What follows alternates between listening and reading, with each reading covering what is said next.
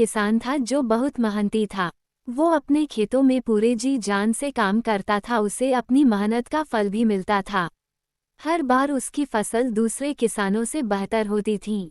किसान के 3 पुत्र थे, लेकिन किसान ने कभी भी अपने पुत्रों से खेत का काम नहीं करवाया था। किसान चाहता था कि मेरे लड़के पढ़ लिखकर कामयाब इंसान बने। किसान का बड़ा लड़का कुछ दिन स्कूल जाने के बाद उसका मन पढ़ाई में नहीं लग रहा था। पिताजी के बहुत समझाने के बाद भी बड़ा लड़का स्कूल नहीं गया और पिताजी के साथ खेतों में काम करवाने लगा।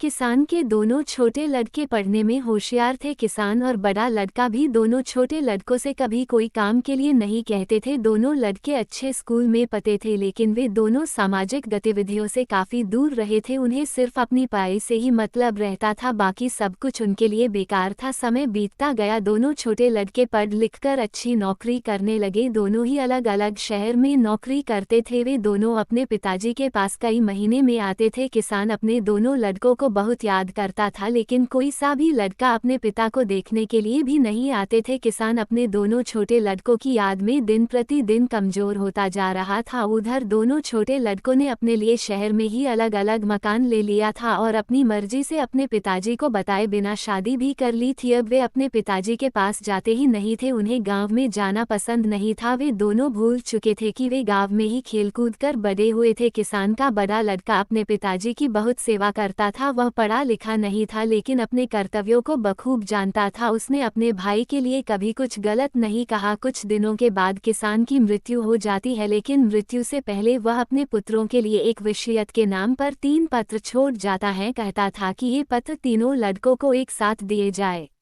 ये खबर किसान के दोनों छोटे लड़कों तक भी पहुंच गई।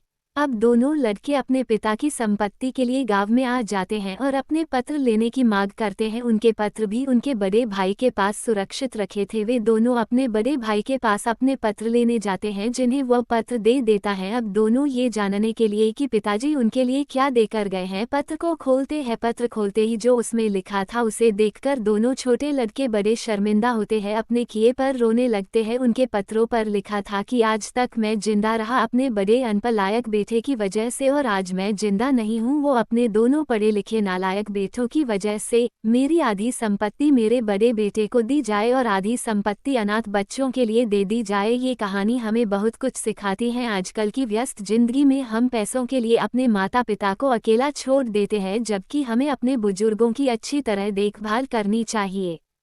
प्लीज़ मेरे चैनल को लाइक और सब्सक्राइब अवश्य करें।